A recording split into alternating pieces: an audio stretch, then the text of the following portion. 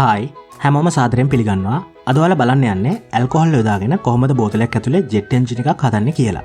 මේකට ඕන කරන්නේ ඇල්කොහොල් සහ මේ වගේ වීදුරු බෝතලයක් විතරයි. මුලින්ම බෝතලේ පියන මේ වගේ විස්කම්බේ සෙන්ටිමීටර් 1ක් විතර වෙන විදිහට සිදුරක් විද ගන්න ඕන. ඊට පස්සේ පියන ඇරලා බෝතලයට ඇල්කොහොල් ටිකක් මේ විදිහට දා ගන්නවා. දැන් පියන වහලා සිදුරෙන් එළියට එන ඇල්කොහොල් වාෂ්පය මේ විදිහට ලයිට් එකකින් ගිනි තියනවා.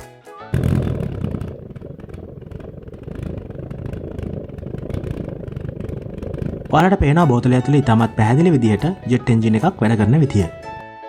මේකෙදි වෙන්නේ බෝතලේ තියෙන ඇල්කොහොල් වාෂ්පය ගිනි අරගෙන රත් වුණු වාතය සිදුරෙන් එළියට නිකුත් කරනවා. ඊට පස්සේ නැවත ඔක්සිජන් සහිත වාතය ඇදලා අරගෙන ආයෙත් ගිනි ගන්නවා.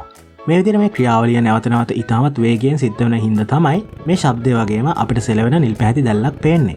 මෙතනදී බෝතලේ ඇතුලේදී පූර්ණ දහනයක් සිදුවන හින්දා තමයි දැල්ල නිල් පාටට පේන්නේ. නමුත් මේ පරීක්ෂණය අත්දැක බැලීම ගොඩක් භයානකයි. මොකද බෝතලේ ඇතුලේ නිපදවන අධික තාපයෙන් බෝතලේ ශනිකව පුපුරලා යන්නත් පුළුවන්. ඉතින් මේක කොහෙත්ම අත්දැක බලන්න නම් යන්න එපා. ඔයා තවත් මේ වගේ වීඩියෝස් බලන්න කැමති නම් channel එක subscribe කරන්න. අපි ඉක්මනින්ම ආයෙත් හමු වෙමු. bye.